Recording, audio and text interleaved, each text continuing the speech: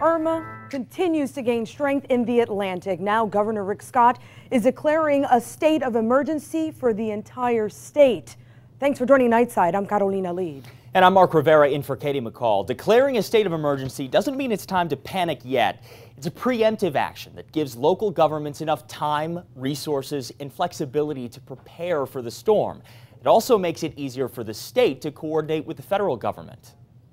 All right, now it's important to point out that it's still too early to know what Irma will do, how it will impact the state. But as the governor pointed out, we really cannot afford to just not be prepared. You need to be ready for anything that comes our way, right? So, Bobby, you've been keeping a close eye on this. What are the models showing it? We're not at a boarding up point here. We're 5-6 days out from the storm, but we're at the point where a lot of models are pointing towards Florida, so we have to take it seriously. We have to kind of start to get ready a little bit, like having your hurricane kit ready, that type of thing. Let me show you what's going on here.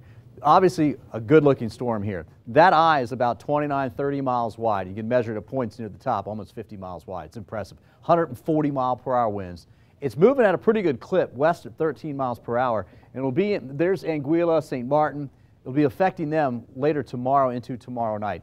Gusts in this thing have come up to 165 miles per hour. Recon's been out there, and it's moving off towards the west. Now, a turn to the west-northwest, going by Puerto Rico, actually a little further to the north than the previous track of Puerto Rico, which is good news for them. But look at the extended forecast. Saturday night, 130-mile-per-hour wind, still Category 4 north of Cuba in the Florida Straits, south of Miami, north of Cuba. At least that's the forecast right now. The forecast models are trying to either turn it right up the state, a couple to the west, or the Euro model, which is basically up the east coast of Florida.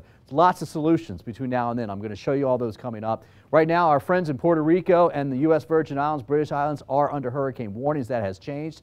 Here are those models. They really agree moving north of the islands, but look at the spread we're starting to see here. Anything to the north is great because it will turn easier to the north, but that's the problem. That's why we're tracking this for you. I'll have the details coming up for you, and we'll have your local forecast too in just a bit.